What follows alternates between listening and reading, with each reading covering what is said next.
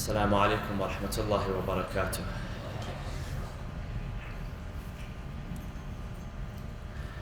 بسم الله الرحمن الرحيم. الحمد لله رب العالمين، نحمده ونسبحه ونقدسه على آلائه ونعمائه، ونشهد أن لا إله إلا الله وحده لا شريك له، إلها واحدا أحدا فردا صمدا حيا قيوما، نؤمن له بالربوبية ونقر له بالعبودية.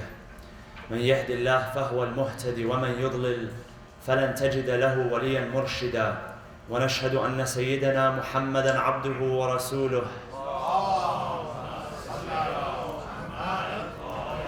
أرسله بالهدى ودين الحق ليظهره على الدين كله. اللهم صل وسلم وزد وبارك وترحم على محمد وآل محمد كما صليت وسلمت وباركت وترحمت على إبراهيم وآل إبراهيم في العالمين إنك حميد مجيد. وصل اللهم وسلم على أوصيائه وخلفائه وعترته وأهل بيته. عباد الله، أوصيكم ونفسي بتقوى الله عز وجل. أعوذ بالله من الشيطان الرجيم. بسم الله الرحمن الرحيم. والذين آمنوا أشد حبا لله. صدق الله العلي العظيم. وصلوا على محمد وآل محمد.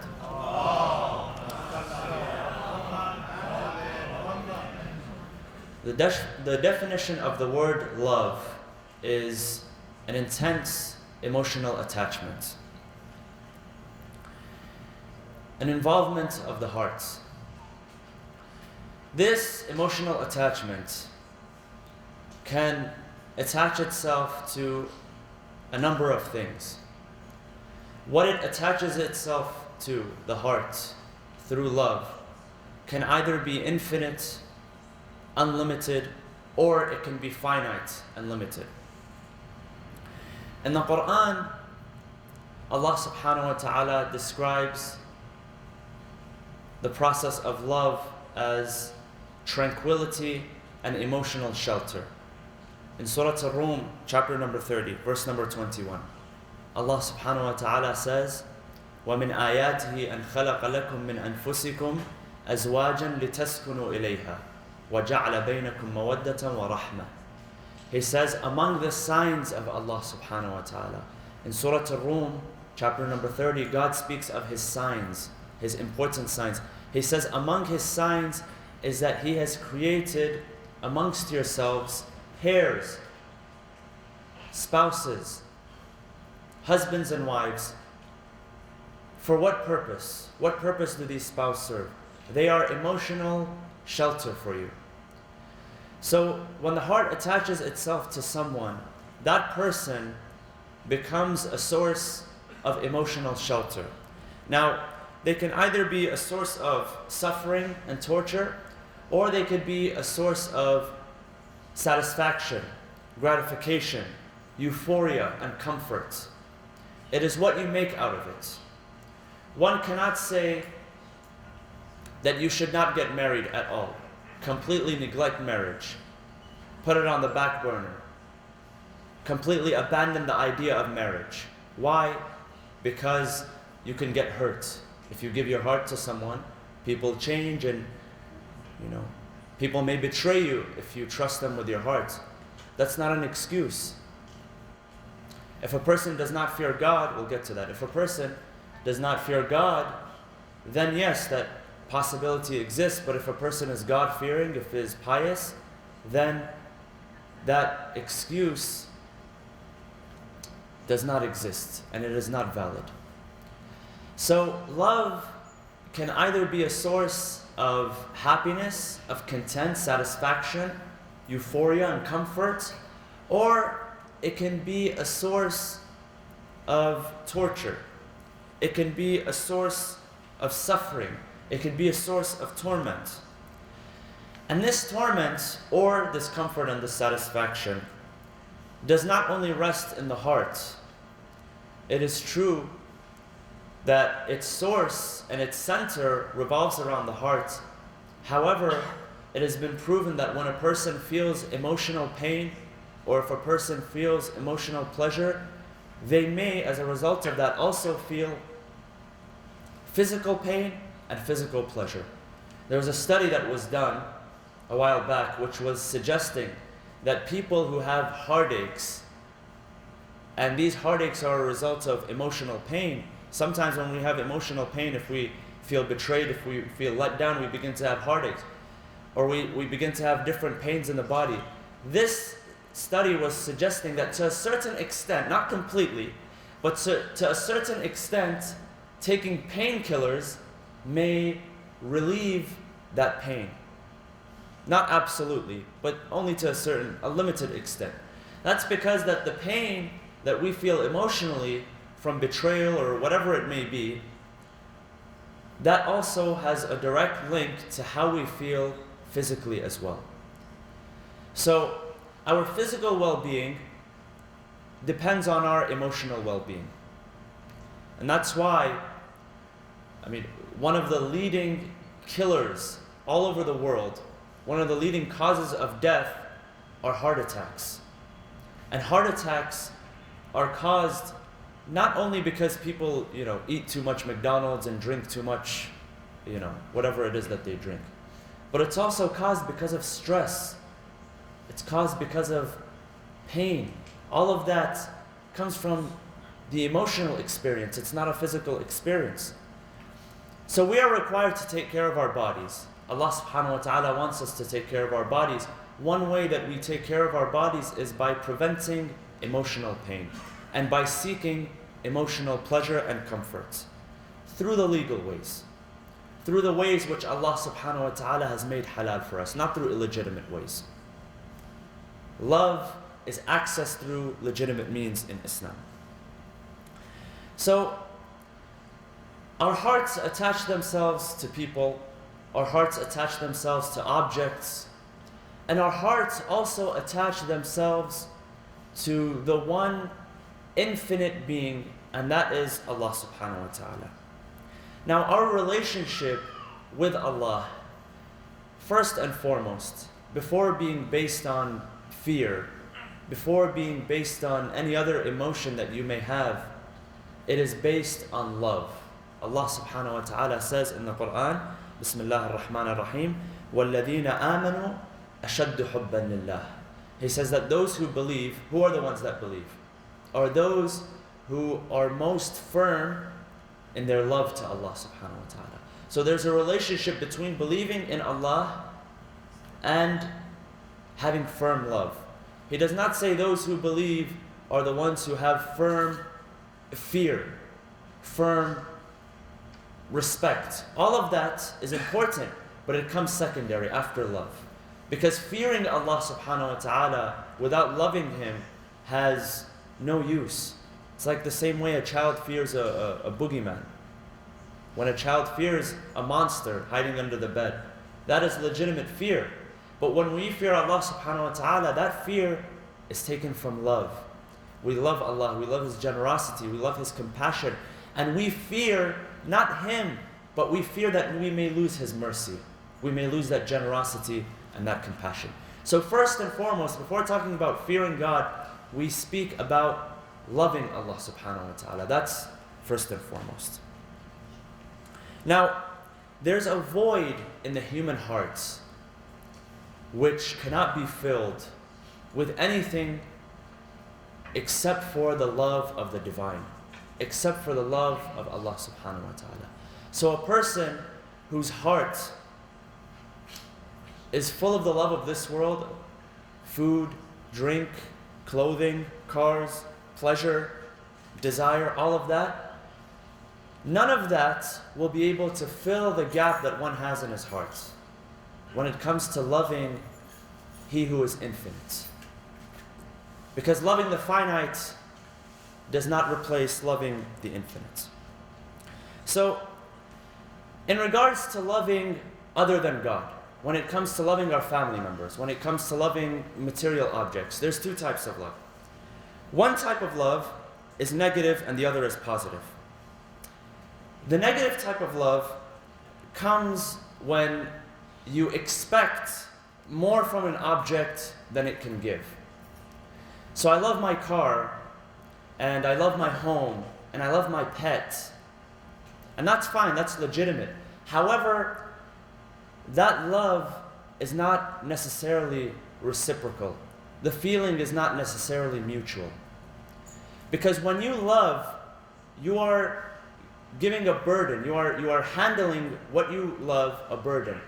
That burden cannot always be handled. It cannot always be dealt with. So, if I love my dog cannot love me back the same way that I love it. If I love my house, if I love my car isn't going to be able to tell me I love you. If I say I love you to my car, it won't be able to answer I love you back, or my home. So that attachment, it's valid and it's legitimate. No one says do not love your material belongings. But it cannot be compared with the love of a human being or the love of an infinite being, where that love becomes mutual and reciprocal. I was reading a statistic one time. It was saying that a certain amount of people, they love their cars. They have an emotional attachment to their cars. So, if their car gets scratched, or if their car gets hurt, or if their car gets, if someone bumps into their car, or even if someone says anything about their car, they get offended because they have an emotional attachment to their car. Some people, they give their car a name, the way he touches and caresses his car. It's as if, it's his wife for 20 years. So people grow emotional attachment. They're hard to get attached to materials.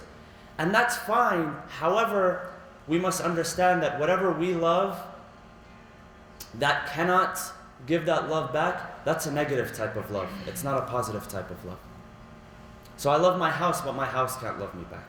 I love my car cannot love me back. I love my job cannot love me back. Now what can love you back? Human beings can love you back.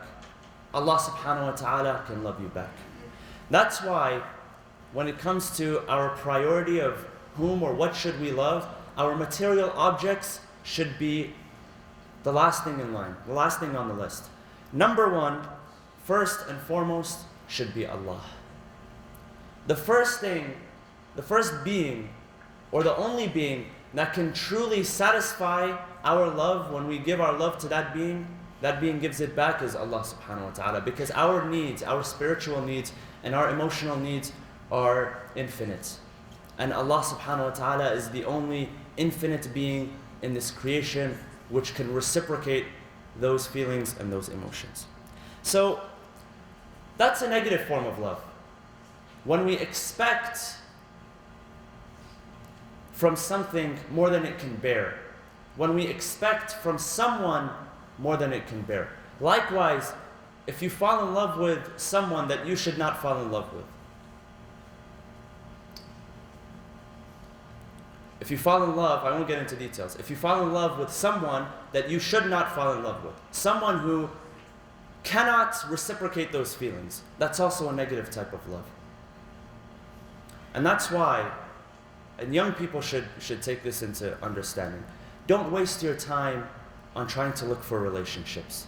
When you're at that age, the person that you're looking for cannot reciprocate that sort of love that you're looking for. When you're 13 or when you're 14 or when you're 15 years old, you barely know what you want in life. You cannot give your feelings, you cannot place your emotions and your feelings in the hands of a person who is the same age as you, in the same age range, who does not know how to reciprocate that love. So don't waste your time looking for love in the wrong places. This is negative love. That does not cause comfort. It doesn't cause satisfaction, euphoria, gratification. That causes nothing but pain and torment. And as I mentioned, your heart can either be a source of satisfaction and comfort, or it can be a source of pain, and it can be a source of discomfort. For those who have experienced physical pain and emotional pain, I'm sure if I asked you which is worse, physical pain or emotional pain, the answer for most people would be emotional pain. Emotional pain, it hurts deep down. There's no painkillers that you can take. There's no Advil, there's no ibuprofen, anything that you can do to cure that emotional pain. And usually emotional pain takes longer to recover from than physical pain. So we should avoid all types of negative love which cause emotional pain. Now, that's one type of love, is negative love. Another type of love is positive love. And this happens only when we love Allah subhanahu wa ta'ala before we love anything else. Before you love your wife or your husband, before you love your job, before you love your materials. No one is saying that you can't love these materials. No one is saying that you cannot love your spouse because you love Allah subhanahu wa ta'ala. But we must understand that the love for Allah supersedes our love. The love for Allah supersedes the love for anything else which exists in this universe. Only when we know how to love Allah subhanahu wa ta'ala, He who is infinite, He who is generous, He who is compassionate, He who is merciful, then will we know how to love our family members. It's narrated that one day, Imam Ali alayhi salam was speaking to his daughter, Lady Zainab alayhi salam, at a very young age. And she turned to her father and she told him, "My dear father, do you love us? Do you love your family members?" He says, "Yes, of course I love my family members." She says to him, "Don't say that you love us. Say that you have compassion and that you have mercy for us. Love is reserved only for Allah subhanahu wa ta'ala." So true love, what we understand from this, is reserved for Allah. Anything else, the love that comes for our family, our friends, anyone else, that's secondary. It's legitimate, but it is secondary. And only true love for people can be established when we establish our true love for Allah subhanahu wa ta'ala. When it comes to looking for a partner, when it comes to looking for a husband or a wife, know that if you find a person who loves God more than you, and who loves God more than themselves, then there is nothing to fear from that person. If a person loves and fears God, you have nothing to fear from that person. But if a person does not love God and does not fear God, then you have everything to fear for that person. One day, one of the companions of Rasulullah sallallahu alaihi wasallam, he came to him and he told him, "Ya Rasulullah, I love you. I love you more than my family. I love you more than my wealth. I love you more than anything. There's only one thing that I love more than you, and that is myself." He says, I love myself more than I love you. So Rasulullah tells him, he says that your iman will not be your iman will not be complete unless you love me more than you love your family members, more than you love your friends, and more than you love yourselves. We are taught at a young age to love the Prophet and his Ahlul Bayt more than we love ourselves. Sallu ala Muhammad wa ali Muhammad.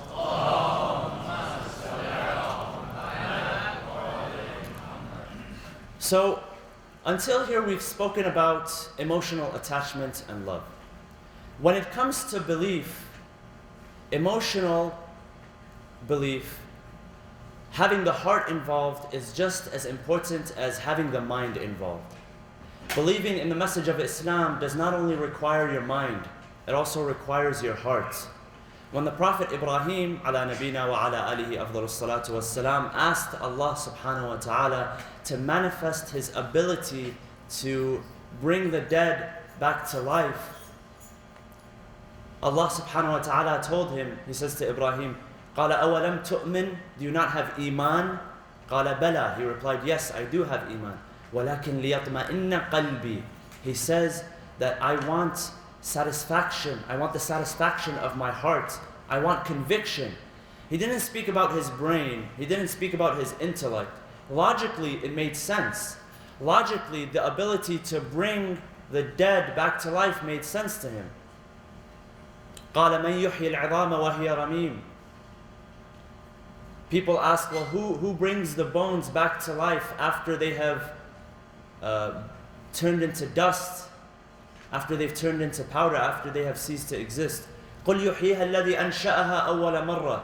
Logically, the same person who has brought everything in this existence to life has the exact same ability to bring the dead back to life as well. That which life has been taken away from, he bestows life upon it as well. So logically, it made sense to him. But he wasn't seeking his intellect. He wasn't telling God, okay, God, I want you to prove to me through analysis and through induction and through deduction and through this and that you have the ability to bring the dead back to life. He says, لِيَطْمَئِنَّ قَلْبِي, I want to see it with my own two eyes. He says, I want to have the satisfaction of my heart. I want my belief to be at 100% instead of 99.9%. So here he is speaking about the belief in his heart.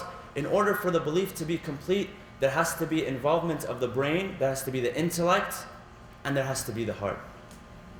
They don't work without each other. You can't say, okay, just have faith. When something doesn't make sense, when you reach a dead end, you say, just have faith. Just have faith that it exists. Faith is important, but there has to be logic. There has to be intellect. It has to make sense. You have to be able to connect the dots. Likewise, intellect by itself does not work. There has to be belief. There has to be an emotional attachment. And that's why in the school of thought of Ahlul Bayt alayhim salam, we support the idea of sha'a'ir. Allah subhanahu wa ta'ala says the sha'a'ir, the signs of Allah subhanahu wa ta'ala. ذَلِكَ وَمَنْ يُعَظِّمْ شَعَائِرَ اللَّهِ فَإِنَّهَا مِنْ تَقْوَى الْقُلُوبِ. Those who glorify the signs of Allah subhanahu wa ta'ala, then that is from the piety of the hearts. So what is being said here? What is being said is that you may have enthusiasm in your heart. You may have love in your heart. You may have sorrow in your heart. How do you translate that into belief? ذَلِكَ وَمَنْ يُعَظِّمْ شَعَائِرَ اللَّهِ فَإِنَّهَا مِنْ تَقْوَى الْقُلُوبِ. Sha'a'ir comes from the word sha'ira. And the sha'ira is a belief which exists in the heart. Different than the shi'ar. Shi'ar is a slogan. Sha'ira is that which is in the heart. It remains in the heart. So sha'ira is the enthusiasm that you have in your heart. Shi'ar, a slogan or a logo, is the enthusiasm which you display in front of people. So a slogan or a logo, if you wear team colors, for instance, you go to a football game or a soccer game and you wear the team colors, that is reflective of the enthusiasm that you have in your heart. That's referred to as a shi'ar. Sha'ira is that which is in the heart, the enthusiasm which is there.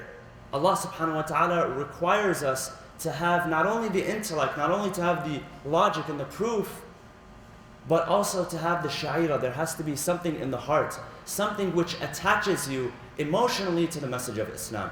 And when we believe in the Ahlul Bayt, when we mention their tragedies, when we mention everything that took place, the oppression and the injustices, and when we remind ourselves of that, and when we identify with them emotionally, and when we weep for them, that's all a part of our emotional attachment to the message of Islam. When I weep, for instance, for Imam Hussein alayhi salam, that's my way of expressing what is in my heart, the sha'ira which is in my heart, making that public, making that a public slogan. In that way, I have attached myself emotionally to the message of Islam. For Ahlul Bayt are the ones who manifested and embodied the entire religion of Islam. So there has to be thought, there has to be brain, there has to be logic, but there also has to be some sort of spiritual attachment. And that spiritual and emotional attachment has to be translated and it has to be manifested. Allah subhanahu wa ta'ala says in the Quran, قُلْ إِن كُنْتُمْ تُحِبُّونَ اللَّهِ. Say that if you love Allah subhanahu wa ta'ala, He's saying to the Prophet, tell them that if you truly love Allah, فَاتَّبِعُونِي يُحْبِبْكُمُ اللَّهِ. Then follow me, Allah shall also love you. So if I want to express my love for Allah, how do I express my love for Allah? If you want to express your love for your spouse or, for a partner, you give them roses, you give them chocolates, you buy them a car, you do this and you do that. How do you do that for Allah? You don't buy roses for Allah. You don't buy materials for Allah. You don't buy anything and offer it as a sacrifice to Allah. He says, if you love Allah, if you claim to truly love Him, then follow me. Follow Rasulullah and follow Ahlul Bayt. So our love, our enthusiasm, which centers in our hearts, number one, it is what allows us to complete our faith. It's not only logic, it's not only intellect, but it is what allows us to complete our faith. And number two, it has to be translated. It has to be manifested and embodied. How is it manifested and embodied? through following in the footsteps of the Prophet and following through the footsteps of the Ahlul Bayt alayhim salam. We ask Allah subhanahu wa ta'ala in this very blessed, sacred and holy month to allow us to be among those who love Allah and be firm in our love for Allah and to truly walk in the footsteps of the Prophet and the Ahlul Bayt alayhim salam. Bismillah ar-Rahman ar-Rahim. والعصر إن الإنسان لفي خسر إلا الذين آمنوا وعملوا الصالحات وتواصوا بالحق وتواصوا بالصبر. أقول قولي هذا وأستغفر الله لي ولكم. صلوا على محمد وآل محمد.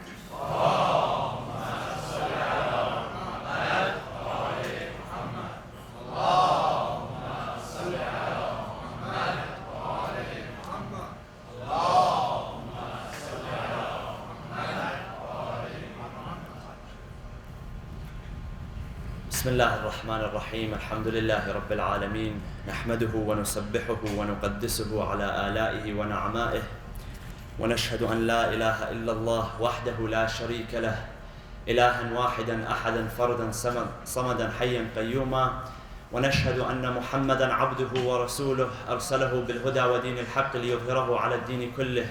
اللهم صل وسلم وزد وبارك وترحم على محمد وآل محمد كما صليت وسلمت وباركت وترحمت على إبراهيم وآل إبراهيم في العالمين إنك حميد مجيد. وصلى اللهم وسلم على أوصيائه وخلفائه علي أمير المؤمنين وقائد الغر المحجلين وعلى البضعة الطاهرة فاطمة الزهراء سيدة نساء العالمين وعلى سبط نبي الرحمة وسيدي شباب أهل الجنة الحسن والحسين وعلى علي بن الحسين ومحمد بن علي وجعفر بن محمد وموسى بن جعفر وعلي بن موسى ومحمد بن علي وعلي بن محمد والحسن بن علي والخلف الهادي المهدي عجل الله تعالى فرجه وسهل مخرجه وجعلنا من أنصاره وأعوانه. عباد الله أوصيكم ونفسي بتقوى الله عز وجل.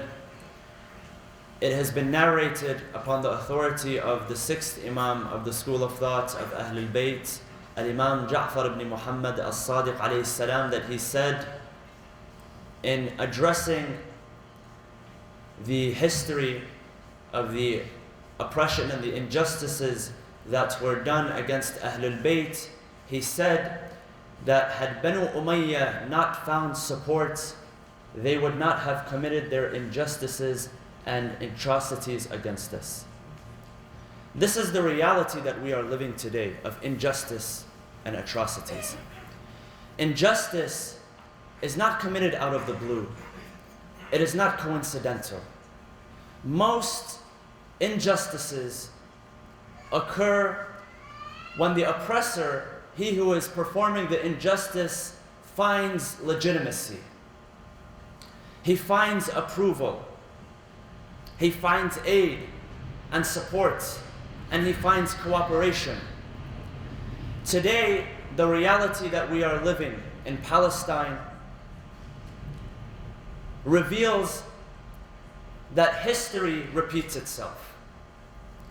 In the same way that there was support, there was cooperation, there was approval, there was aid in order to carry out the atrocities which happened against Ahlul Bayt, today you find that legitimacy, support, aid, cooperation, all of these exist when it comes to the tragic case of the people of Palestine. Today, the last Friday in the month of Ramadan, is known throughout the Islamic world and throughout even the Western world as the Day of Quds, where we stand in solidarity with the Palestinian people. And this day, the day of Friday, the last Friday of the month of Ramadan, this event, the Day of Quds, was established in the year 1979 in Iran by the late Ayatollah Imam Ruhullah Khomeini, may Allah bless his soul. And all around the Muslim world since then, it has been a practice to stand in solidarity on this day with the oppressed people of Palestine. What is important to understand is that had those who are oppressing them today, because when we speak of those who are oppressing them today, we don't point our fingers at one person. We don't point our fingers at one army, at one people. No, that army and that people, the Israeli army, the IDF, had they not had legitimacy from number one, before the Western powers, from the so-called Islamic countries themselves, we would not see this cooperation. We would not see this tragedy. And subhanAllah, when I think to myself, I think, look at how atrocious they are, that they wait for the hardest times. They wait for the month of Ramadan, when they know people are fasting, when they know people are in a state of worship and in a state of dedication, where people cannot fight back. They wait. They wait for this opportunity in order to strike. And do not be surprised if those who are giving legitimacy in the Muslim world and in the Arab world today, they are telling them to wait for this opportunity. They are telling them exactly when to strike. They are busy chopping off the heads in Iraq and Syria, and at the same time, they stay quiet. If you are concerned about the well-being of the Muslims, you would leave Iraq and you would leave Syria and you would go to Palestine and you would fight with your brothers and sisters there. But this reveals that what is going on in Iraq and Syria has been planned from many years before. And there is cooperation. There is global cooperation. It's not about being a conspiracy. The signs are clear. So had these criminals who are carrying out their merciless acts today, had they not found support, and how did they find support? They found support through silent approval. Where are these countries? The leaders of these countries, who they refer to as custodian of Fulan, Khadim of Fulan and Fulan, and the protector of the Ottoman Empire, and the new Nasser, and this. Where are these people? Why are they quiet? Why have they stayed quiet? With their silent approval, they are giving legitimacy to those who are committing these atrocities, number one. Number two, there is military aid and there is cooperation of intelligence. Do not think for 1 second that the countries which surround Palestine are not supporting the campaign and the aggression towards them. Those who have closed off their borders, those who have not allowed access of food and medicine and supplies to the people of Gaza. The other day, they were sending pictures which were more than heartbreaking, they were more than gut-wrenching. People had sent from one of these countries, they had sent food which was spoiled, food which was full of bugs and it was rotten, to the people of Gaza, breaking their fast in the month of Ramadan. Can you imagine? It's not only the brutal military campaign. As a victim, they don't only suffer from the bombs and the bullets, they suffer from the silence of the Muslims. They suffer from the cooperation of the Muslims against them. Allah subhanahu wa ta'ala says in the Quran to the believers, وَتَعَاوَنُوا عَلَى الْبِرِّ وَالتَّقْوَى وَلَا تَعَاوَنُوا عَلَى الْإِثْمِ وَالْعُدْوَانِ. Cooperate in good ventures, cooperate in benevolence, cooperate in doing good, support each other in doing good, and do not cooperate in the perpetration of sinful actions. Do not cooperate in the perpetration of evil. Now, one thing that we can do is that we can make our voices be heard. It is very tragic and it is very heartbreaking that we cannot help these people through physical means. No one is expected to go and help them through physical means. However, if you can financially support these people, then it is your obligation. If you can morally support these people, then it is your obligation. Let us become the voice of the voiceless. Allah subhanahu wa ta'ala on the Day of Judgment is not only going to ask us about our prayers and about our fasting and about how many times we perform the Hajj and the Umrah and how much zakat we paid. He will ask you, what did you do when you saw children being killed, when you saw children being bombed and slaughtered and beheaded in Palestine, in Syria, in Iraq, in Pakistan, in Afghanistan, in Nigeria, in all the Muslim countries across the globe, in non-Muslim countries as well? What did you do? Did you lend your voice? Did you lend your hand? Did you lend your wealth? Let us imagine ourselves on the Day of Judgment standing in front of Allah subhanahu wa ta'ala. Would we have the nerve and the audacity, or would we have the courage to say no and go to sleep at night? Perfectly go to sleep at night? Imagine, for those of you who have children, imagine the pictures of the children which you are seeing today. Imagine if those were your children. Try to identify with these people. It's not a matter of, even if you cannot help financially, even if you cannot help physically, merely identifying with their tragedy is enough. Merely taking a stance, merely taking a conscious stance, speaking to others, being the voice for the voiceless, that is enough. Let us ask Allah subhanahu wa ta'ala, by the grace of this very holy month, this sacred month, to provide relief to people all across the globe. The people of Palestine, the people of Iraq, the people of Syria, the people of Pakistan and Afghanistan and Iran and Lebanon and Africa, and all across the Muslim world, countries which we have mentioned, which we have not mentioned, wherever there is an oppressed person, wherever there is a person who is suffering from an injustice, suffering from tyranny, from dictatorship, from terrorism, from the silence of their Muslim brothers and sisters, let us ask Allah subhanahu wa ta'ala to bring them relief in this holy month. We ask Allah subhanahu wa ta'ala to also have mercy on us as well in this holy month.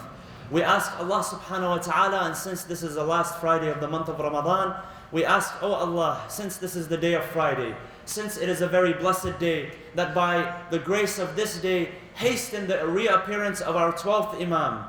We ask Allah subhanahu wa ta'ala to bring us relief, to bring us mercy, to bring us forgiveness. Oh Allah, do not hold us accountable for our silence. Oh Allah, do not hold us accountable for our inactivity. Oh Allah, do not hold us accountable and responsible, and do not make us among those who participated in the oppression of our Muslim brothers and sisters. We ask Allah subhanahu wa ta'ala to have mercy and forgive us in this holy month.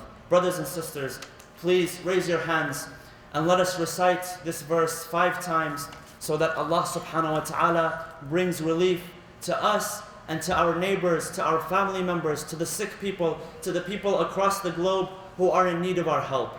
أعوذ بالله من الشيطان الرجيم بسم الله الرحمن الرحيم أمن يجيب المضطر إذا دعاه ويكشف السوء أمن يجيب المضطر إذا دعاه ويكشف السوء أمن يجيب المضطر إذا دعاه ويكشف السوء أمن يجيب المضطر إذا دعاه ويكشف السوء أمن يجيب المضطر إذا دعاه ويكشف السوء اللهم اغفر للمؤمنين والمؤمنات والمسلمين والمسلمات الأحياء منهم والأموات تابع بيننا وبينهم بالخيرات إنك مجيب الدعوات إنك قاضي الحاجات إنك على كل شيء قدير برحمتك يا أرحم الراحمين.